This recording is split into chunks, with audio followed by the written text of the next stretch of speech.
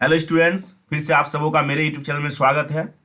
आज मैं आप लोगों को MRD 102 पेपर जिसका शीर्षक है 100 एवं मजदूरी रोजगार तथा सामाजिक सुरक्षा के कार्यक्रम के चैप्टर 2 के कुछ महत्वपूर्ण क्वेश्चन को बताने जा रहा हूं। यह चैप्टर 2 का पार्ट 1 वीडियो है। हालांकि चैप्टर 1 के कुछ वीडियो को मैं पहले ही बना चुका हूं। अगर आप चैप्टर 1 के वीडियो को नहीं देखे हैं तो मेरे प्रीवियस वीडियो में जाकर जरूर देखें। तो चलिए आज हम लोग जानेंगे चैप्टर 2 के कुछ महत्वपूर्ण क्वेश्चन जिसका शीर्षक है 100 एवं मजदूरी रोजगार तथा सामाजिक सुरक्षा के कार्यक्रम। तो चलिए आज के क्वेश्चन की ओर। आज का पहला क्वेश्चन है स्वर्ण जयंती ग्राम स्वरोजगार योजना की लक्षित लाभार्थी पर संक्षिप्त टिप्पणी कीजिए।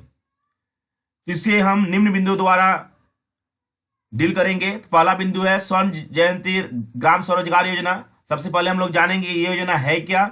नेक्स्ट पॉइंट है हमारा व्यक्तिगत स्वरोजगार का चयन, और तीसरा पॉइंट है हमारा आत्म सहायता समूह जिसको हम SHG के नाम से जानते हैं। इसका फुल फॉर्म होता है सेल्फ हेल्प ग्रुप, जो कि महिलाओं द्वारा एक ग्रुप संचालित की जाती है, चलाई जाती है खुद से। तो चलिए सबसे पहले हम जानते हैं स्वर्ण जयंती ग्राम स्वरोजगार योजना के बारे में।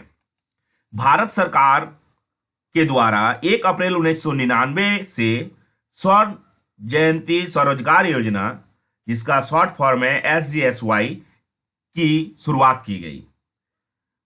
और इसके शुरुआत से पूर्व बहुत सारे योजना चलाए जा रहे थे। मतलब अगर देखा जाए तो स्वर्ण जयंती ग्राम स्वरोजगार की योजना जो है बहुत सारे योजनाओं को बंद करने के बाद चलाया गया। मतलब बहुत सारी योजनाओं को बंद कराया गया।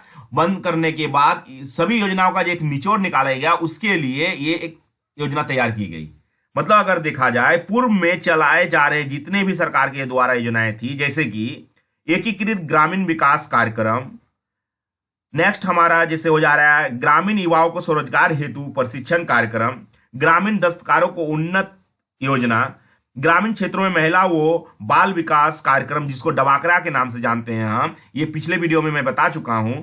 और जो ग्रामीण युवाओं को स्वरोजगार हेतु प्रशिक्षण जिसको हम ट्राइसेम के नाम से जानते हैं, इसे भी मैंने डिटेल के साथ बताया है पिछले वीडियो में, तो आप जरूर देखें। गंगा कल्याण योजना, 10 लाख कुओं की योजना। मतलब देखा जाए तो 6 योजना, अभी जो हम कहें 6 योजनाओं को बंद करने के बाद एक योजना की शुरुआत की गई जिसका नाम है स्वर्ण जयंती ग्राम स्वरोजगार योजना। ये 6 योजना को बंद करने के बाद एक निचोड़ निकाला गया सरकार के द्वारा कि एक ऐसी योजना की शुरुआत की जाए ताकि सभी तरह का जो सुविधा है, सभी तरह की योजनाओं का जो निचोड़ है, वो एक ही योजना से सभी को, ग्रामीण लोगों को प्राप्त हो सके, जिसे हम स्वर्ण जयंती ग्राम स्वरोजगार योजना के नाम से जानते हैं। हमारा नेक्स्ट पॉइंट है, इस प्रकार हम कह सकते हैं कि स्वर्ण जयंती ग्राम स्वरोजगार योजना एक सर्वांगीण कार्यक्रम के रूप में स्वरोजगार के सभी पहलुओं को सम्मिलित करती है। इसके अंतर्गत चयनित मुख्य गतिविधियों के क्लस्टर बनाने, गरीबी रेखा से नीचे जीवन यापन करने, उनकी क्षमता विकसित करने के साथ साथ ही प्रशिक्षण, अवसंरचना, प्रौद्योगिकी एवं उनमें कई योजनाओं का विकास किया जाता है। इस प्रकार हम कह सकते हैं कि ये योजना जो है एक तरह से देखा जाए तो सर्वांगीण विकास करता है, हर तरह का विकास करता है। इस योजना के तहत SGSY के अंतर्गत लाभार्थियों को स्वरोजगारी कहा जाता है, और इस योजना के अंतर्गत जितने भी लाभार्थी प्रशिक्षण लेते हैं उसे क्या कहते हैं, उसे स्वरोजगारी कहा जाता है। नेक्स्ट हमारा पॉइंट है व्यक्तिगत स्वरोजगार का चयन। तो प्रखंड स्तर पर अगर देखा जाए इसमें चयन होता है, तो इसमें चयनित गांवों की सूची तैयार की जाती है। सबसे पहले कि किन किन को प्रशिक्षण दिया जाना है, तो इसमें सबसे पहले गांव में क्या होता है, एक आम सभा होता है। इसके बाद उसमें उपस्थित जितने भी लोग होते हैं उनसे जाना जाता है कि किन किन व्यक्तियों को प्रशिक्षण दिया जाना है, और उसकी एक सूची तैयार किया जाता है। उसी समय से व्यक्तिगत स्वरोजगारियों के चयन की प्रक्रिया क्या होती है, शुरू हो जाती है। इसकी सूचना संबंधित सरपंचों को दे दी जाती है। व्यक्तिगत स्वरोजगारियों का चयन आमतौर पर ग्राम सभा में ही किया जाता है। मतलब अगर हम जानेंगे कि कितने बेरोजगारों को रोजगार देना है, कितने बेरोजगारों को प्रशिक्षण देना है, तो इसके लिए सबसे पहले हम लोगों को गांव में जाके आम सभा करना पड़ता है। नेक्स्ट हमारा पॉइंट है आत्म सहायता समूह, जिसको हम SHG के नाम से जानते हैं। इसका फुल फॉर्म है सेल्फ हेल्प ग्रुप। आप अधिकतर ग्रामीण क्षेत्रों में इस तरह की ग्रुप को संचालित होते हुए देखते होंगे। ये महिलाओं द्वारा एक समूह या मंडली को चलाया जाने वाला एक ग्रुप है, जिसमें महिलाएं अपने सभी सदस्यों से 10 रुपया या फिर 50 रुपया इस तरह की क्या एक राशि को एकत्रित करती है और उस राशि को क्या करती है, सर्कुलेट करती है। किसी महिला को अगर पैसे की आवश्यकता होती है तो उस राशि से उस महिला को ऋण भी दिया जाता है और उसे उसका जो भुगतान है, उसका जो रीपेमेंट है, उसमें कुछ ब्याज के साथ लौटाया जाता है। तो उसे हम आत्म सहायता समूह कहते हैं। यही हमारा क्या है, एसएचजी है। तो इसमें क्या है, लाभार्थियों की दूसरी श्रेणी में आत्म सहायता समूह ही आते हैं। अगर हम देखें कि लाभार्थियों को किस प्रकार सुविधा दिया जाए तो इसमें एसएचजी का भी बड़ा रोल है।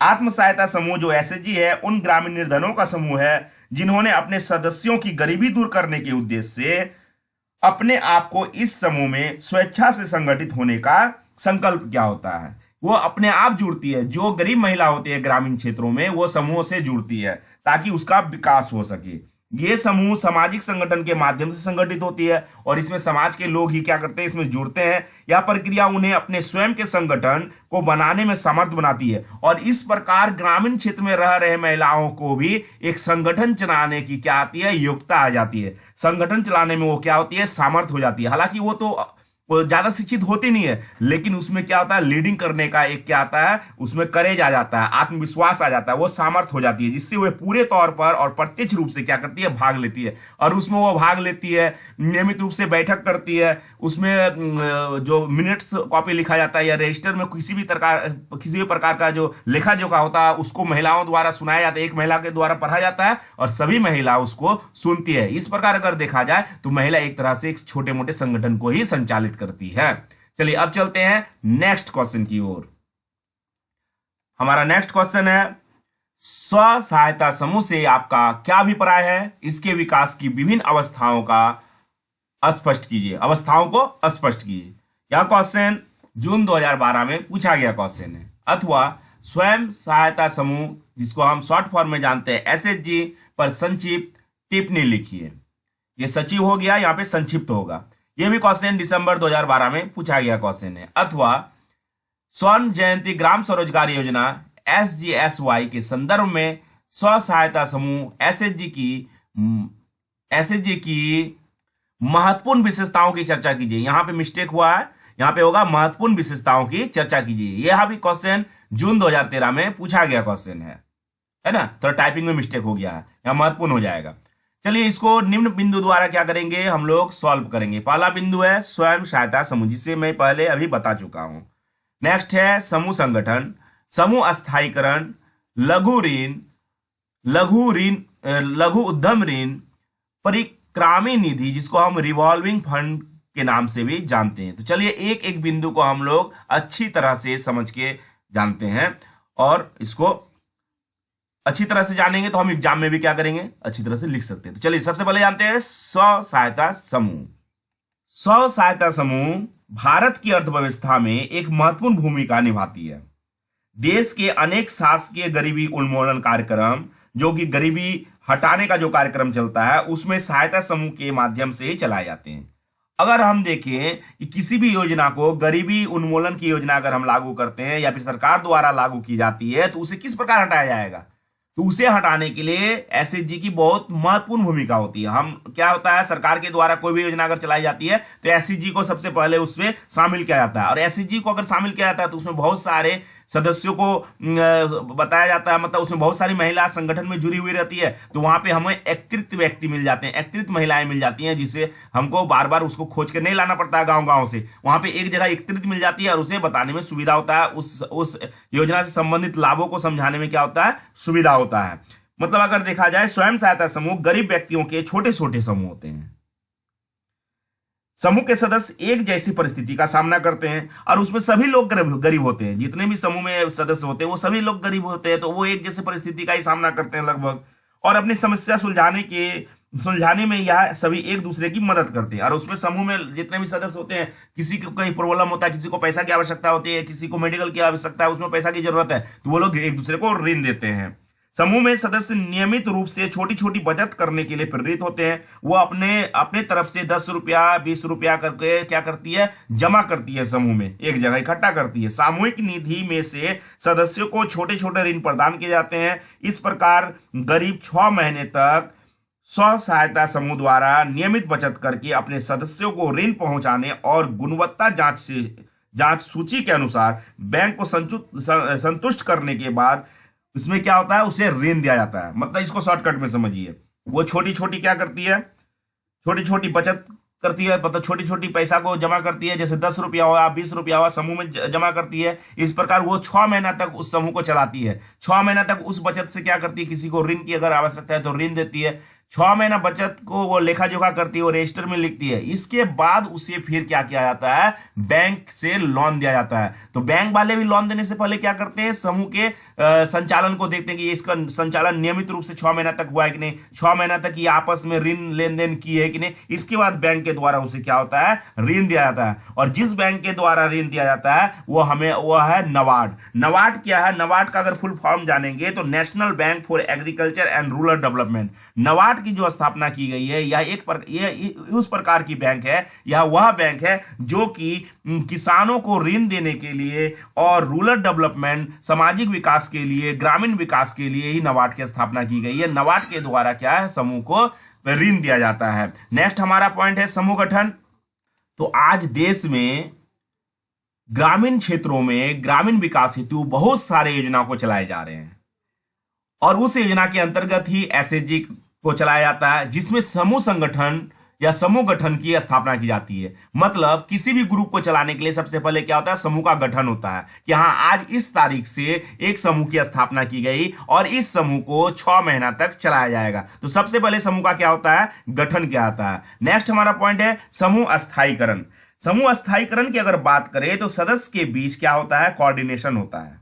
अपने समूह के बीच क्या होता है, ग्रुप्स के बीच कोऑर्डिनेशन होता है। समूह अस्थायीकरण मतलब क्या होता है कि आज तो हम समूह का गठन किए, लेकिन यह समूह क्या अस्थायी रूप से 6 महीना तक लगभग मिनिमम चलना चाहिए ताकि उसे बैंक द्वारा ऋण प्राप्त हो। तो समूह के अस्थायीकरण बहुत ही आवश्यकता है। ऐसा नहीं कि 1 महीना समूह चलाने के बाद हम उसे छोड़ दें, ऐसा नहीं होता। तो समूह का अस्थायीकरण अगर करेंगे तब हमें क्या होगा, सरकार के द्वारा और भी लाभ दी जाएगी और भी योजनाओं से संबंधित जो लाभ है उससे जोड़ा जाएगा। नेक्स्ट क्या है, लघु ऋण।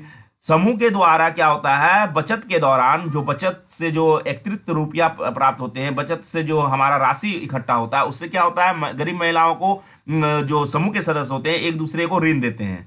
लेकिन उस ऋण के अलावा 6 महीना के बाद लघु उद्यम ऋण दी जाती है, जो कि नबार्ड के द्वारा दी जाती है। नबार्ड जो कि बैंक है, national bank for agriculture and rural development, उसके द्वारा दी जाती है। यह ऋण उन महिलाओं को दी जाती है जो कि छोटे मोटे कारोबार करना चाहती है। जैसे हो गया क्या, अगरबत्ती निर्माण का कार्य, जैसे हो गया आपका मोमबत्ती निर्माण का कार्य, या फिर कुटीर उद्योग से संबंधित अगर कोई कार्य महिला करना चाहती है तो उसे लघु उद्यम ऋण नबार्ड के द्वारा दी जाती है। नेक्स्ट हमारा पॉइंट है परिक्रामी निधि, जिसको हम रिवॉल्विंग फंड कहते हैं। अब रिवॉल्विंग फंड है क्या, इसको थोड़ा जानते हैं। रिवॉल्विंग फंड वह है जो कि महिलाओं द्वारा बचत के दौरान एकत्रित जो रुपया जमा होता है, इसके अलावा जो बैंक के द्वारा 6 महीना के बाद ऋण दी जाती है, उसको सही तरीके से सर्कुलेट करना, उसको सही तरीके से ग्रुप के सदस्यों में डिस्ट्रीब्यूट करना और उसको सही तरीके से रीपेमेंट करना। मतलब बैंक से तो हम लोन ले ली, ऋण तो ले ली, इसके बाद फिर उसको रीपेमेंट कर रहे हैं कि नहीं।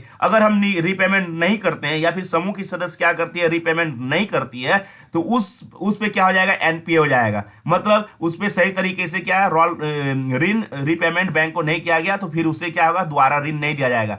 तो इस जो पैसा है, उसे जो रुपया मिलता है बैंक के द्वारा, उसको सही तरीके से सर्कुलेट करना, उसको उपयोग में लाना। मतलब उस ऋण को लेकर किसी को अगर जरूरत है 10,000 तो 10,000 दे दिया गया, किसी को 20,000 जरूरत है किसी कार्य के लिए, उसको कोई कुटीर उद्योग करना चाहती है तो उसको दे दिया गया। मतलब उस पैसा को क्या किया जाता है, सर्कुलेट किया जाता है, अधिक से अधिक उपयोग में लाया जाता है और उसे फिर इकट्ठा किया जाता है और उससे जो ऋण लिया गया है उसको रीपेमेंट किया जाता है। यही हमारा रिवॉल्विंग फंड है ना, जिसको परिक्रामी मतलब हो गया कि उसको घुमाना, है ना, सर्कुलेट करना, राउंडेड करना, यही होता है।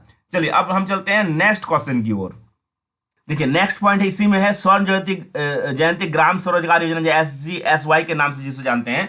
इसमें क्या है, यह समूह गठन का चरणबद्ध क्या होता है, 6 महीने में होता है, ये तो बता चुके हैं। इसमें संगठित किए जा रहे लोगों की क्या की जाती है, साक्षरता को दिखाया जाता है, जागरूकता के स्तर को बताया जाता है और सामाजिक आर्थिक पृष्ठभूमि इसमें देखा जाता है। सामाजिक संगठन और समूह गठन की प्रक्रिया में संलिप्त जो कार्य होते हैं, कार्य क्षमता को भी इसमें क्या किया जाता है, उसको उन्नत किया जाता है और गरीबी का उन्मूलन किया जाता है। इस प्रकार अगर देखें तो अगर देखते हैं कि इसमें जितने भी योजना को महिलाओं या फिर ग्रामीण क्षेत्रों में चलाया जाता है वो गरीबी उत्थान के लिए ही होता है। चलिए अब हम नेक्स्ट क्वेश्चन की ओर चलते हैं।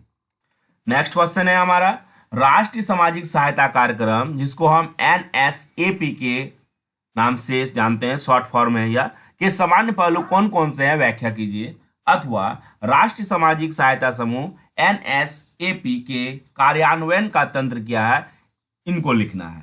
यह क्वेश्चन दिसंबर 2012 में पूछा गया क्वेश्चन है। तो चलिए सबसे पहले हम लोग जानेंगे कि राष्ट्रीय सामाजिक सहायता कार्यक्रम जिसको हम जानते हैं NSAP के नाम से, इसका फुल फॉर्म है नेशनल सोशल असिस्टेंस प्रोग्राम, है ना। तो सबसे पहले इसको जानेंगे। नेक्स्ट हम जानेंगे राष्ट्रीय सामाजिक सहायता कार्यक्रम के समान पहलू। समान पहलू के अंतर्गत ये निम्न बिंदु आते हैं, NSAP के हित लाभों का विवरण, अन्य कार्यक्रमों से अनुबंधन, निधियों का आवंटन। नेक्स्ट हमारा पॉइंट है राष्ट्रीय सामाजिक सहायता कार्यक्रम का क्रियान्वयन, जो कि जिला स्तर पे हम जानेंगे, फिर पंचायत स्तर पे जानेंगे, फिर नेक्स्ट हम सबसे लास्ट बिंदु को जानेंगे निगरानी और मूल्यांकन, इसका निष्कर्ष क्या निकलता है। तो चलिए सबसे पहले जानते हैं कि राष्ट्रीय सामाजिक सहायता कार्यक्रम है क्या। तो राष्ट्रीय सामाजिक सहायता कार्यक्रम को शुरू करने का उद्देश्य गरीब परिवार में वृद्ध, जो कि बूढ़े लोग हैं, मतलब सीनियर सिटीजन है, 60 साल से ऊपर के हैं, तो गरीब परिवार में वृद्ध, रोटी कमाने वाले की मृत्यु तथा प्रसूता को सामाजिक सहायता का लाभ देना है। इस सामाजिक कार्यक्रम का मुख्य उद्देश्य है जो बूढ़े बुजुर्ग हैं, जो सीनियर सिटीजन है, उसको लाभ देना। दूसरा हो गया जैसे कि किसी सदस्य के घर में रोटी कमाने वाले, मतलब जो कि उसके घर के मुखिया थे, उनकी मृत्यु हो जाती है, अब उसके घर में कोई कमा नहीं सकता, तो उसको लाभ पहुंचाना है इस कार्यक्रम का उद्देश्य। इसके बाद है प्रसूता को, प्रसूता मतलब क्या होगी, जो कि गर्भवती है ना, जो गर्भवती है, तो उस गर्भवती को भी कुछ कुछ लाभ देना है। इस कार्यक्रम का मुख्य उद्देश्य यही था।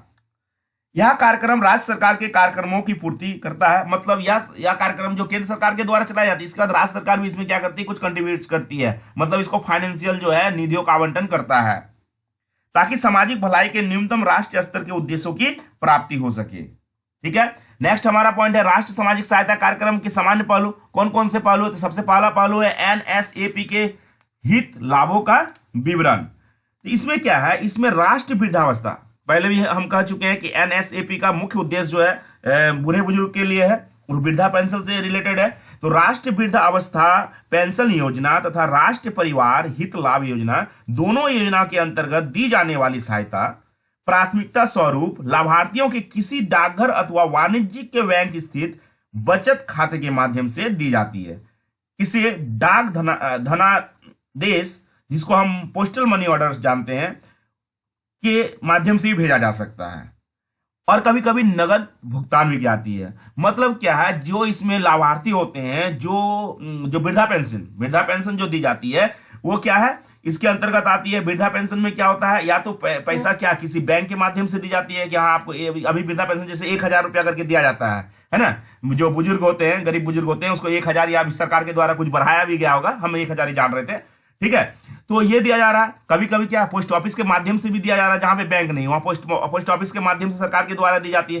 कभी कभी ऐसा सिचुएशन है कि बहुत सारा अल्टर एरिया है ना, पहाड़ी एरिया है, मतलब रिमोट एरिया, तो उस जगह में कभी कभी नगद भुगतान कैंप लगाकर भी किया जाता है मासिक रूप से। ये राज्य सरकार के ऊपर डिपेंड करता है कि वो किस प्रकार वहां के सीनियर सिटीजन है जो कि वृद्धावस्था पेंशन को वो किस प्रकार किस माध्यम से देंगे। कभी कभी क्या है, पोस्टल ऑर्डर के माध्यम से भी दिया जाता है।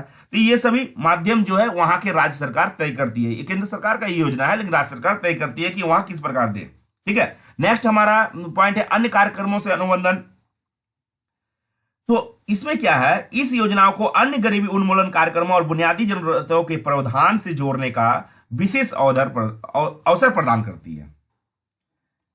ये तो है ही, NSAP का कार्यक्रम जो है वो वृद्धा पेंशन या वृद्ध अवस्था को या प्रस्तुति को या फिर जो मालिक मर गए हैं, जिसके घर में जो कमाई होता था वो जो मुखिया ही मर गया है, तो उसके उसको लाभ पहुंचाने के लिए तो है ही। इसके अलावा क्या है, इसका जो लिंकेज है, अनुबंधन जो है, वो दूसरे कार्यक्रम को जोड़ने का भी है। मतलब इसके इस कार्यक्रम के अंतर्गत जितने भी लाभ दिए जा रहे हैं वो तो मिलेंगे ही, साथ ही अगर कोई अन्य कार्यक्रम या फिर योजना को लागू की जाती है सरकार के द्वारा, तो उन कार्यक्रम के माध्यम से या फिर योजना का जो लाभ है उसको इसके अंतर्गत भी रखा जा सकता है या फिर दिया जा सकता है।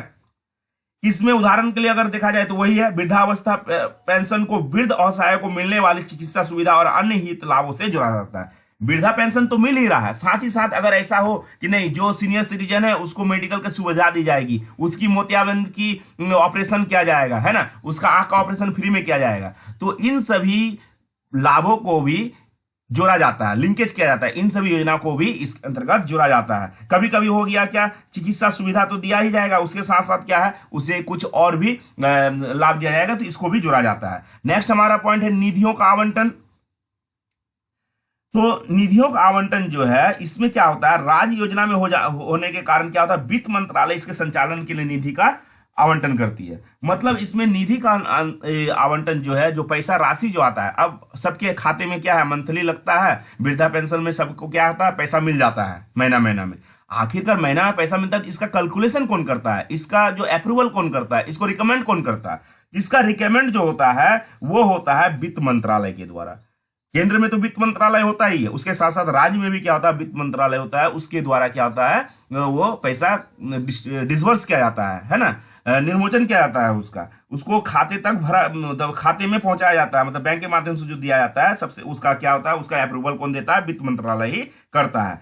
ये हर राज्य में ही होता है। वृद्धावस्था पेंशन और पारिवारिक हित लाभ हेतु 2001 के दौरान, मतलब वर्ष 2000-2001 के दौरान राज्य और केंद्र शासित प्रदेशों द्वारा किए गए खर्च और बजट आवंटन के विवरण का संकलन ग्राम विकास मंत्रालय द्वारा किया जाता है। मतलब कितना पेंशन दिया गया इस साल, इसका जो और कितना लाभ दिया गया गरीब परिवार को, ये वर्ष 2000-2001 के दौरान राज्य और केंद्र शासित प्रदेशों द्वारा बजट के माध्यम से दिया जाता है, और इसका बजट आवंटन भी होता है, और इसके अंतर्गत क्या होता है, बजट को पास भी किया जाता है कि हाँ इतना दिया जाना चाहिए, इस मद में खर्च किया जाना चाहिए सरकार के द्वारा, है ना, इस मद में इतना पैसा दिया जाना चाहिए, वित्त दिया जाना चाहिए। नेक्स्ट हमारा पॉइंट है राष्ट्रीय सामाजिक सहायता कार्यक्रम का क्रियान्वयन।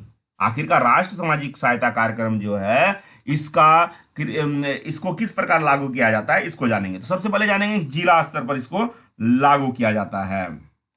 जिला स्तर पर जिला कलेक्टर अथवा अन्य किसी अधिकारी को एनएसएपी के क्रियान्वयन की प्राथमिक जिम्मेदारी दी जाती है। इस संबंध में प्रमुख जिम्मेदारी होती है जैसे कि एनएसपी और उसकी प्रतिक्रियाओं का व्यापक प्रचार करना। आखिरकार योजना अगर स्टार्ट किया गया है, योजना की शुरुआत की गई है सरकार के द्वारा, तो योजना का जो डिटेल्स है ना, योजना के बारे में जानना भी तो जरूरी है गरीबों को। अब ग्रामीण तक पहुंचेगा ही नहीं, योजना स्टार्ट हुआ है तो उसको लाभ कैसे मिलेगा। इसका प्रचार प्रसार भी क्या किया जाता है, जिला स्तर से कराया जाता है, और इसका जिम्मेदार कौन होता है, ये वो होते हैं अधिकारी, वहां के कलेक्टर होते हैं, उनके द्वारा मतलब अलग अलग माध्यम से गांव के लोगों तक ये योजना चलाई जा रही है, इसको सूचित किया जाता है, उन लोगों को सूचित किया जाता है। ये योजना के क्रियान्वयन के बारे में जानकारी की निगरानी और संकलन करना और इससे संबंधित जानकारियां उन तक पहुंचाया जाता है। लाभार्थियों के लिए हित लाभों के भुगतान का प्रबंध किया जाता है कि कैसे उसको लाभ पहुंचे, है ना। दिशा निर्देशों के अनुसार कुशल योजना को सुनिश्चित भी किया जाता है कि ना इसका सही तरीके से यूज हो और सभी को लाभ मिले, या कुशल तरीके से इस योजना का क्रियान्वयन हो। इसके लिए भी कौन जिम्मेवार होते हैं, कौन कार्य करते हैं, ये करते हैं आपके जाके कलेक्टर, जो डिस्ट्रिक्ट कलेक्टर होते हैं, है ना। नेक्स्ट है पंचायत स्तर पर कैसे होता है। तो पंचायत स्तर, ग्राम पंचायत के स्तर पर एनएसएपी के क्रियान्वयन के निम्नलिखित बिंदु अगर हम देखेंगे तो हो सकते हैं, क्या क्या बिंदु हो सकते हैं। संबंधित राज्य सरकार से लक्ष्य के आंकड़े प्राप्त करेंगे। सबसे पहले जानेंगे कि आखिरकार कितने व्यक्ति को यह लाभ देना है, कितने व्यक्ति तक ये लाभ पहुंचना है, सबसे पहले उसका डिटेल लेंगे, है ना, आंकड़ा लेंगे, सूची बनाएंगे।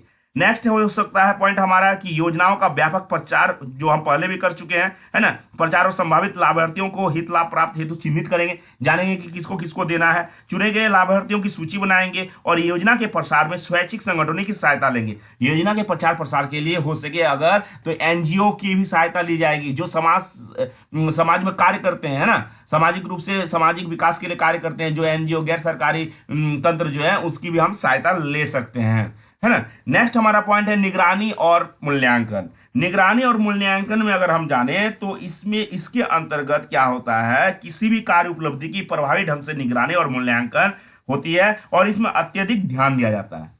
निगरानी में क्या होता है, आखिरकार ये जो योजना चलाई जा रही है वो सही तरीके से जमीनी स्तर पर चल रही है या नहीं चल रही है, इसका जांच होना चाहिए। मूल्यांकन होना चाहिए, कितने लोगों को लाभ पहुंचा, इसका भी मूल्यांकन होना चाहिए, है ना। और इस प्रकार है, अगर निगरानी और मूल्यांकन सही तरीके से हो तो किसी भी योजना को सही तरीके से लागू किया जा सकता है ग्रामीण क्षेत्रों में, और उससे लाभार्थी को, जो कि नीडी व्यक्ति है, उसको लाभ भी पहुंच सकता है। इसके लिए क्या है, सही तरीके से इंस्पेक्शन हो, ऑब्जर्वेशन हो। तो किसी भी योजना को चलाने के लिए क्या है, निगरानी और मूल्यांकन की अहम भूमिका होती है।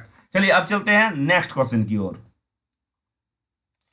नेक्स्ट क्वेश्चन है हमारा, क्षेत्रीय खाद्य सुरक्षा के आवश्यक मूल तत्व पर टिप्पणी कीजिए, अथवा क्षेत्रीय खाद्य सुरक्षा सुनिश्चित करना पर संक्षिप्त टिप्पणी लिखिए। यह क्वेश्चन जून 2013 में पूछा गया क्वेश्चन है। अथवा हम क्षेत्रीय खाद्य सुरक्षा को किस प्रकार सुनिश्चित कर सकते हैं, यह भी क्वेश्चन जून 2014 में पूछा गया, इंपॉर्टेंट क्वेश्चन है। तो चलिए निम्न बिंदु द्वारा इसे जानेंगे। सबसे पहले जानेंगे कि क्षेत्रीय खाद्य सुरक्षा क्या है। यहाँ पे देखिए क्षेत्रीय होगा, क्षेत्र लिखा गया है, मिसप्रिंट हुआ है, तो इसको आप क्षेत्रीय कर लीजिएगा। तो क्षेत्रीय खाद्य सुरक्षा क्या है, इसके बारे में पहले जानेंगे। इसके बाद जानेंगे भारतीय खाद्य निगम, जिसको हम एफसीआई आप सुने होंगे, इसके बारे में जानेंगे। फिर न्यूनतम समर्थन मूल्य एमएसपी, ये बहुत सुना सुना है ना। एमएसपी क्या है, जो अभी किसान आंदोलन हो रहा है दिल्ली में, इतना जो हंगामा हुआ, ये किस पर हुआ, एमएसपी पर ही हुआ। इसको भी हम अच्छी तरह से आज समझ लेंगे कि आखिरकार एमएसपी है क्या, है ना। जो किसान आंदोलन दिल्ली में तोड़ फोड़ हंगामा हुआ किसान बिल के विरुद्ध, ये एमएसपी पर ही हुआ है। तो चलिए एक एक करके जानते हैं। क्षेत्र खाद्य सुरक्षा को सबसे पहले जानते हैं। तो देश में खाद्य सुरक्षा सुनिश्चित करने तथा खाद्य सामग्री की वितरण प्रणाली का सर्वाधिक उचित माध्यम सार्वजनिक वितरण प्रणाली है। मतलब अगर देखा जाए देश में क्या है, किसी भी प्रकार की खाद्य सामग्री कि वितरण हेतु सबसे पहले क्या किया जाएगा, उसका भंडारण होगा, इसके बाद वहां से क्या होगा, उसका वितरण होगा, है ना। तो भारत में क्षेत्रीय स्तर पर खाद्य सुरक्षा बनाए रखने की बहुत जरूरत भी है, और यह रणनीति एक अनिवार्य तथ्य पर होना चाहिए। मतलब अगर देखा जाए, इसमें खाद्यान्नों की आने जाने की प्रतिबंध को हटा दिया जाना चाहिए। अब इसको हम शॉर्ट में समझते हैं। क्षेत्रीय खाद्य सुरक्षा, क्षेत्रीय जो खाद्य सुरक्षा है, इसका मतलब हुआ कि अगर सपोज मान लीजिए कि हमारे राज्य में कि किसी चीज का प्रोडक्शन हो रहा है, सपोज मान लीजिए किसी वेजिटेबल या फिर गेहूं या फिर चावल क्या हो रहा है, सबसे ज्यादा प्रोडक्शन है, तो दूसरे राज्य में इसकी जो पहुंच है, इसका जो कैरिंग है, ये किसमें क्या होना चाहिए, प्रतिबंध हटा दिया जाना चाहिए। मतलब एक राज्य में अगर मान लीजिए बंगाल में गेहूं की खेती होती है या फिर धान की खेती होती है, और झारखंड में क्या होता है, झारखंड में मान लीजिए कि जौ होता है, तो इसका एक्सचेंज होना चाहिए, प्रतिबंध को हटा देना चाहिए, और इसका कार्य जो है ये खाद्य सुरक्षा के अधीन ही होता है। ये क्षेत्र खाद्य सुरक्षा का कार्य हुआ कि इसको सुनिश्चित करना होता है कि हमारे यहाँ किस चीज की उपज है, और ये उपज है तो बंगाल में है या नहीं, बिहार में है नहीं, अगर नहीं है तो उसको पहुंचाना, और वहां पे जो उपज हो रही है उसको हमारे राज्य तक पहुंचाना। यह कार्य सुनिश्चित कौन करता है, क्षेत्र खाद्य सुरक्षा ही क्या करता है, सुनिश्चित करता है ना। इसके अंतर्गत आता है, इस डिपार्टमेंट के अंतर्गत आता है। नेक्स्ट जैसे हम जानेंगे भारतीय खाद्य निगम, क्षेत्रीय खाद्य सुरक्षा को सुसंगठित रूप से चलाने के लिए ही भारतीय खाद्य निगम, जिसको हम एफसीआई के नाम से जानते हैं, इसको स्थापित किया गया। इसको क्या किया गया, इसको लाया गया। इस प्रकार अगर देखा जाए तो एफसीआई क्या है, एक आयोग है, निगम है ना। एफसीआई का फुल फॉर्म होता है फूड कॉर्पोरेशन ऑफ इंडिया। तो भारतीय खाद्य निगम जो एफसीआई है, उपभोक्ता मामले में खाद्य एवं सार्वजनिक वितरण मंत्रालय के खाद्य एवं सार्वजनिक वितरण विभाग के अंतर्गत शामिल सार्वजनिक क्षेत्र का उपक्रम है। अगर देखा जाए तो एफसीआई का काम क्या है, वो खाद्य एवं वितरण से संबंधित है। मतलब जो भी खाद्य पदार्थ है जो कि राशन में दिया जाता है ना, आपका पीडीएस में दिया जाता है, द पब्लिक डिस्ट्रीब्यूशन सिस्टम जो होता है, सार्वजनिक वितरण प्रणाली, जो गरीबों को दिया जाता है, गेहूं दिया जाता है 10 किलो करके। है तो ये सब क्या है, तो ये अगर देखा जाए तो एक तरह से भारतीय खाद्य निगम के अंतर्गत ही आता है। तो इसके अंतर्गत अगर देखा जाए एफसीआई एक क्या है, एक निकाय है जिसे भारतीय खाद्य अधिनियम 1964 के तहत वर्ष 1965 में स्थापित किया गया था। इसकी स्थापना जो है एफसीआई की स्थापना 1965 में किया गया है, और इसका बिल जो पास हुआ था, या कानून जो पास किया गया था 1964 में, मतलब इसका बिल पास किया था और कानून बना था 1965 में, इसको स्थापित किया गया था। देश में भीषण अन्न संकट, विशेष रूप से गेहूं के अभाव के चलते इस निकाय की स्थापना की गई थी। इस निकाय की स्थापना का एकमात्र उद्देश्य था कि देश में क्या था, गेहूं का भीषण संकट था, है ना। तो इसको एकत्रित करने के लिए भी क्या गया था। इसके साथ ही कृषकों के लिए लाभकारी मूल्य की सिफारिश हेतु वर्ष 1965 ईस्वी में ही कृषि लागत और मूल्य आयोग का भी गठन किया गया था, ताकि किसानों को उचित दाम में उसकी फसल की कीमत मिल सके। किसानों द्वारा जो उपजाए गए गेहूं होते हैं, धान होते हैं, उसको उसका दाम सही तरीके से मिल सके, मार्केट रेट से, मतलब उसका फिक्स हो जाना चाहिए। ठीक है, इसकी भी स्थापना की गई। इसका मुख्य कार्य खाद्यान्न, एफसीआई का मुख्य कार्य अगर देखा जाए तो वो खाद्यान्न एवं अन्य खाद्य पदार्थों, खाने पीने की जो चीज होते हैं, खाद्य पदार्थों की खरीद, भंडारण, परिवहन और वितरण और बिक्री करना है। एकदम अगर शॉर्ट में समझा जाए, सिंपल में समझिए कि एफसीआई का मुख्य कार्य क्या है, तो एफसीआई का मुख्य कार्य है खाद्यान्न एवं अन्य खाद्य पदार्थों की खरीद करना, इसका काम है। भंडारण करना इसका काम है। परिवहन करना, मतलब एक स्थान से दूसरे स्थान, हमारे राज्य में हो रहा है दूसरे स्थान तक ले जाना है, उसकी पूर्ति करना है। दूसरे राज्य में अगर हो रहा है, हमारे राज्य की पूर्ति करना है। ठीक है, डिमांड है तो यहाँ पे लाना, इस परिवहन का भी कार्य ये कर रही है। वितरण, वहां पे क्या करना है, वितरित करना है, बिक्री करना है। तो इन सभी कार्यों को कौन करता है, एफसीआई करता है। और एफसीआई को क्या करता है, खाद्य पदार्थों की खरीद, बिक्री और भंडारण करता है। ठीक है, शॉर्टकट में हो गया। नेक्स्ट है न्यूनतम समर्थन मूल्य, एमएसपी, जिसका फुल फॉर्म है मिनिमम सपोर्ट प्राइस, है ना। मतलब ये प्राइस जो है एक निर्धारित कर दी गई है किसानों के लिए। तो चलिए इसको जानते हैं। तो एमएसपी यानी मिनिमम सपोर्ट प्राइस, या फिर इसको हिंदी में हम कह सकते हैं न्यूनतम समर्थन मूल्य, जो होता है वो सरकार की तरफ से किसानों की अनाज वाली कुछ फसलों के दाम की गारंटी होती है। मतलब किसान की कुछ फसलों का एक निश्चित मूल्य दिया जाता है, चाहे मार्केट में उसका मूल्य कम क्यों ना हो, है ना। तो उसे एक निश्चित मूल्य दिया जाता है, वही हम एमएसपी के नाम से उसको जानते हैं। मतलब अगर देखा जाए, राशन सिस्टम के तहत जरूरतमंद लोगों को अनाज मुहैया कराने के लिए इस एमएसपी पर सरकार क्या करती है, किसानों से उसकी फसल खरीदती है। जो राशन दिया जाता है ग्रामीण क्षेत्रों में गरीबों को, है ना, गरीबी रेखा से नीचे बीपीएल वाले को दिया जाता है ना। तो उन सभी अनाज कहां से आते हैं, वो सभी अनाज जो आते हैं वो एमएसपी के तहत लिए गए अनाज ही है, जो किसानों से लिया जाता है। किसानों से लेके राशन में दिया जाता है, जिसको हम क्या बोलते हैं, पीडीएस बोलते हैं, सार्वजनिक वितरण प्रणाली, जो ग्रामीण क्षेत्रों में होता है ना। उन सभी जो चावल आते हैं, गेहूं आते, कहां से आते हैं, किसानों से ही लिया जाता है एमएसपी के माध्यम से। इसमें क्या है कि बाजार में उस फसल के रेट भले ही कितने कम क्यों ना हो, सरकार उसे तय एमएसपी पर ही क्या करती है, खरीदती है। इससे यह फायदा होता है कि किसानों को अपनी फसल की एक तय कीमत के बारे में पता चल जाता है कि उसकी फसल के दाम कितने चल रहे हैं। हालांकि मंडी में, बाजार में उसी फसल के दाम ऊपर या नीचे हो सकते हैं। यह किसान की इच्छा पर निर्भर करता है कि वह फसल को सरकार को बेचे या फिर ना बेचे, या फिर वह व्यापारी को अपनी सहमति से बेच सकते हैं। अगर ऐसा लगे कि नहीं, हम सरकार को नहीं देंगे, जो मूल्य दिया जा रहा है वो सेटिस्फाई नहीं है, तो वो किसान क्या करते हैं, एमएसपी पे सरकार को नहीं भी दे सकती है। ठीक है, अगर आप जानेंगे कि एमएसपी किन किन फसलों पे लागू होता है, आखिरकार सरकार किन किन फसलों को खरीदती है, कौन कौन से अनाज को खरीदती है एमएसपी पे, तो रबी फसल और खरीफ की कुछ फसलें हैं। तो रबी और खरीफ की कुछ अनाज वाली फसलों के लिए एमएसपी तय किया जाता है। एमएसपी की गणना हर साल सीजन की फसल आने से पहले तय की जाती है। फिलहाल 23 फसलों के लिए सरकार क्या करती है, न्यूनतम समर्थन मूल्य, जिसको हम एमएसपी के नाम से जानते हैं, वो सरकार तय की है 23 फसलों के लिए भारत में। इनमें अनाज की 7 जो है वो दलहन है, 5 है तिलहन और 4 क्या है, ये 7 तिलहन है और 4 क्या है, कमर्शियल फसलों को शामिल किया गया है। कुल कितने फसलों को शामिल किया गया, 23। अगर उदाहरण के लिए कहें तो वो हो सकते हैं धान, गेहूं, मक्का, जौ, बाजरा, चना, तुहर, मूंग, उड़द, मसूर, सरसों, सोयाबीन, सूरजमुखी, गन्ना, कपास, जूट आदि की फसलों के दाम सरकार तय करती है। एमएसपी का अगर फायदा देखें तो क्या हो सकता है, तो एमएसपी तय करने का सबसे बड़ा फायदा यह है कि अगर बाजार में फसल का दाम गिरता है तब भी किसानों को तसल्ली रहती है कि सरकार को वह फसल बेचने पर तय कीमत जरूर मिलेगी। जो सरकार द्वारा जो तय कीमत की गई है उससे ही उसको उतना ही पैसा मिलेगा, है ना, बाजार में कितनों मार्केट में उसका दाम घट जाए।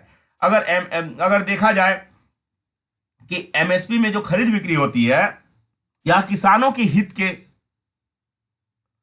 को सोचते हुए होती है ना, मतलब किसानों के लिए क्या है, ये लाभकारी है। एमएसपी किसानों के लिए लाभकारी है। और ये एमएसपी विवाद है, जो अभी जो कृषि कानून बिल जो पास हुआ है इसमें एमएसपी का शायद जिक्र नहीं है ना, जिसके कारण किसानों को क्या है, वो किसान चिंतित हो गए हैं कि उसका मूल्य क्या है, मार्केट रेट से कम होगा, अगर बिचौलिया ले जाते हैं उससे कम रेट में ले जाएंगे। सरकार द्वारा एक निश्चित मूल्य दिया जा रहा था जिससे किसान क्या था, निश्चिंत रहते थे, है ना, उसको तसल्ली रहता था कि नहीं अगर मेरा फसल बिके या ना बिके सरकार तो खरीदेगी ही। क्योंकि सरकार क्यों खरीदती थी, ताकि क्या वो सार्वजनिक वितरण प्रणाली में वो वही अनाज को क्या करती है, वो वितरित करती है ना।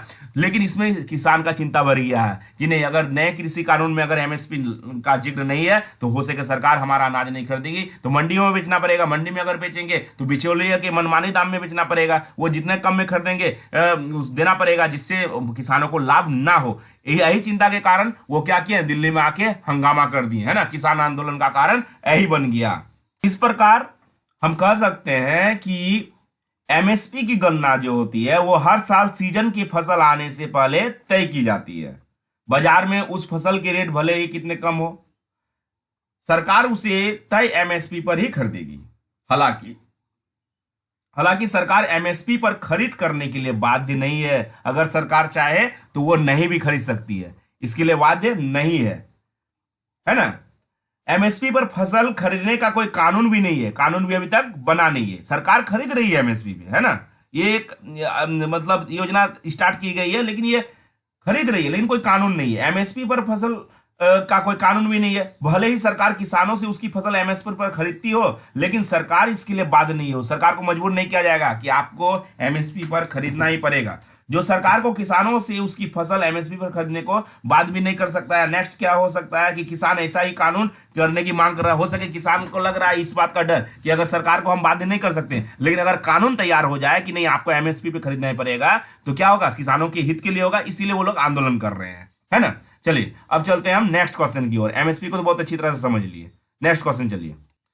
नेक्स्ट क्वेश्चन हमारा है लक्षित सार्वजनिक वितरण प्रणाली की व्याख्या कीजिए। इसको हम पीडीएस के नाम से जानते हैं, मतलब द पब्लिक डिस्ट्रीब्यूशन सिस्टम, है ना। इसको हम निम्न बिंदु द्वारा जानेंगे। सबसे पहले सार्वजनिक वितरण प्रणाली पीडीएस, विशाल सुरक्षित भंडार, बफर स्टॉक, बीपीएल श्रेणी को खाद्यान्न कैसे उसको दिया जाता है, वितरित किया जाता है। तो चलिए सबसे पहले जानते हैं सार्वजनिक वितरण प्रणाली।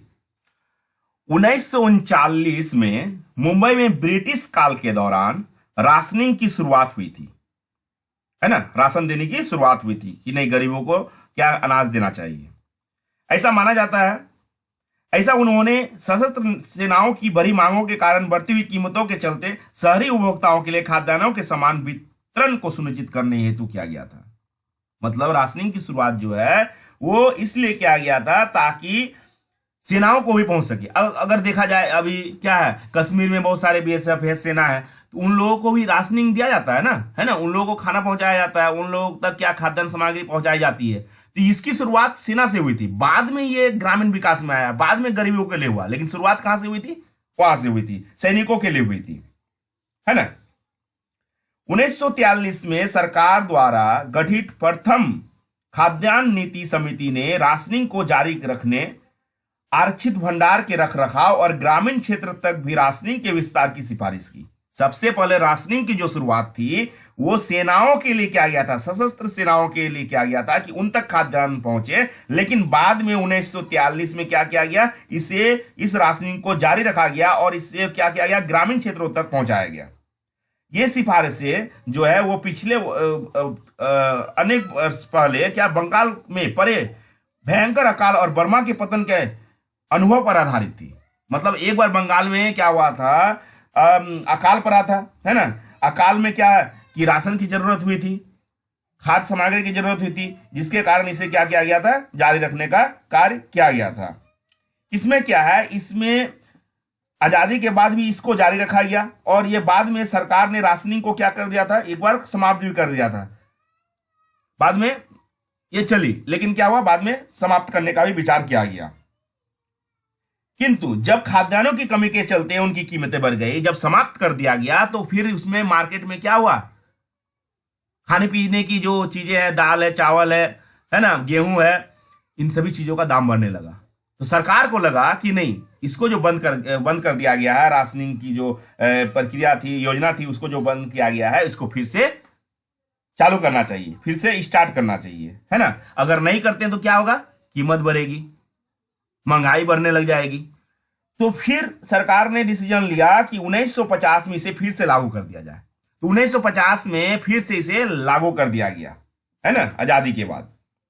कम आपूर्ति वाले खाद्यान्नों की राशनिंग के पहले चरण की इस प्रणाली ने 1960 के मध्य में अनाज की सार्वजनिक वितरण प्रणाली पीडीएस का रूप धारण कर लिया और इसको हम पीडीएस के नाम से जानने लगे कब, 1960 से, है ना। सार्वजनिक वितरण प्रणाली जो कि ग्रामीण क्षेत्रों में हमें अभी भी देखने को मिलता है। और इस अनाजों की जो मुहैया कराई जाती है, इसका स्टॉक भी कराया गया, जिससे हम विशाल सुरक्षित भंडार के नाम से जानते हैं, मतलब बफर स्टॉक। आप देखते होंगे अपने आसपास के ब्लॉक में, अंचल कार्यालय में कि गोडाउन होता है ना। गेहूं चावल का क्या होता है, गोडाउन होता है। वहां से क्या होते हैं, सार्वजनिक वितरण प्रणाली वाले ले जाते हैं ट्रक में उठा के, गांव में, देहात में। तो वहां पे क्या होता है, गोडाउन होता है, जहां पे गेहूं को रख दिया जाता है, चावल को रख दिया जाता है। अगर सुखाड़ घोषित होता है तो वहां पे बहुत सारे अनाज को रखा जाता है। अगर कहीं पानी में डूब गया बरसात के दिन में, तो वहां से क्या होता है, डिस्ट्रीब्यूशन होता है सामानों का, खाद्यान्नों का, है ना। तो उसको हम बफर स्टॉक कहते हैं। नेक्स्ट है बीपीएल, बीपीएल श्रेणी को खाद्यान्न, इसके बारे में हम जानेंगे। बीपीएल का फुल फॉर्म होता है below poverty level. Below poverty level मतलब होता है कि गरीबी रेखा से नीचे। सरकार के द्वारा जो एक मापदंड है, उससे अगर कम हो, उससे कम कमाता हो, तो वो गरीबी रेखा के नीचे, मतलब बीपीएल की श्रेणी में आता है। तो इसको खाद्यान्न किस आधार पर दिया जाता है, इसको जानेंगे। तो इसके अंतर्गत प्रत्येक गरीब परिवार को प्रारंभ में प्रति माह 10 किलोग्राम खाद्यान्न विशेष सब्सिडीकृत कीमतों पर दिए गए और इससे लगभग 6 करोड़ गरीब परिवारों का क्या हुआ, हित हुआ। मतलब सबसे पहले 10 किलोग्राम खाद्यान्न की शुरुआत की गई देने की, जो कि सब्सिडी कीमतों पे। बाजार में उस खाद्यान्न की, उस अनाज का कीमत ज्यादा हो सकता है, लेकिन उस जो दिया गया इस सार्वजनिक वितरण प्रणाली के तहत, तो उसमें सब्सिडी था, मतलब उसको कम कीमतों में दिया गया। शॉर्ट में समझिए, बीपीएल श्रेणी को खाद्यान्नों का आवंटन बढ़ाने और खाद्य सब्सिडी के लक्ष्य को बेहतर करने पर बनी सर्वसम्मति को ध्यान में रखते हुए भारत सरकार ने 1 अप्रैल 2000 को बीपीएल परिवारों को प्रति परिवार मिलने वाले खाद्यान्न को प्रति माह 10 किलोग्राम से बढ़ाकर 20 किलोग्राम कर दिया गया। मतलब सब्सिडी रेट में अब दिया जाने लगा 1 अप्रैल 2000 से, लेकिन पहले तो 10 किलोग्राम दिया जा रहा था, लेकिन अब क्या किया जाने लगा, 1 अप्रैल 2000 के बाद 20 किलोग्राम दिया जाने लगा प्रति परिवार को। बीपीएल श्रेणी के परिवार के लिए खाद्यान्नों का आवंटन जुलाई 2001 से प्रति परिवार 20 किलोग्राम जो दिया जाता था, उसे बढ़ाकर 25 किलोग्राम प्रति माह कर दिया गया। समझिए, 2000 में पहले तो हुआ आपका जाके 10 किलोग्राम, फिर हुआ 20 किलोग्राम, फिर उसको बढ़ा के 2001 से क्या किया गया, 25 किलोग्राम कर दिया गया प्रति परिवार के लिए। उनके लिए गेहूं का मतलब मिनिमम जो मूल्य है वो 4 रुपया 15 पैसा प्रति किलोग्राम और चावल का जो मिनिमम मूल्य है वो 5 रुपया 65 प्रति किलोग्राम निर्धारित किया गया, जो कि मार्केट रेट से बहुत ही कम होता है। ये सब्सिडी रेट है ना। इसके अतिरिक्त अंत्योदय अन्न योजना, मतलब गरीबी रेखा, मतलब बीपीएल से भी जो गरीब है, समझ लीजिए, उसको अंत्योदय अन्न योजना के अंतर्गत रखा गया था। उसके अंतर्गत निर्धनतम परिवारों को, मतलब निर्धन से भी निर्धन, उसको निर्धनतम परिवारों को अत्यधिक सब्सिडी दरों पर गेहूं 2 रुपया प्रति किलो, हालांकि उसको बीपीएल वाले को कितना दिया जा रहा था, 4 रुपया 15 पैसा दिया जा रहा था, लेकिन अंत्योदय वाला जो कि सबसे ज्यादा गरीब है ना, तो उसको 2 रुपया प्रति किलोग्राम गेहूं और चावल 3 रुपया प्रति किलोग्राम की दर पर 25 किलोग्राम खाद्यान्न दिए गए। इसको भी 25 किलोग्राम दिया जा रहा है, लेकिन उससे भी ज्यादा सब्सिडी रेट पे, बहुत कम रेट पे, है ना। जिसको 3 मार्च 2002 को किए गए एक निर्णय में सरकार ने एपीएल, बीपीएल और अंत्योदय श्रेणी के सभी परिवारों के लिए खाद्यान्नों की जारी की जाने वाली मात्रा को बढ़ाकर 35 किलोग्राम प्रति माह कर दी गई। मतलब अगर देखा जाए फाइनली कितना कर दिया गया, एक परिवार के लिए 35 किलोग्राम उसको अनाज खाद्यान्न जो है वो दिए जाने लगा। इस प्रकार अगर देखा जाए तो सरकार के द्वारा जो लक्षित सार्वजनिक वितरण प्रणाली है, ये गरीबों के हित के लिए और उसे खाद्यान्न मुहैया कराने के लिए ही किया गया है। तो दोस्तों, अगर आप मेरे चैनल में न्यू हैं तो मेरे चैनल को जरूर सब्सक्राइब करें ताकि कोई भी नोटिफिकेशन आप तक तुरंत पहुंचे।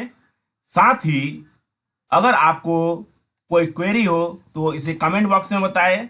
अगर किसी टॉपिक पे वीडियो बनाना हो तो आप जरूर बताएं कमेंट बॉक्स पे, मैं उस पे आधारित उस टॉपिक पे वीडियो जरूर बनाऊंगा।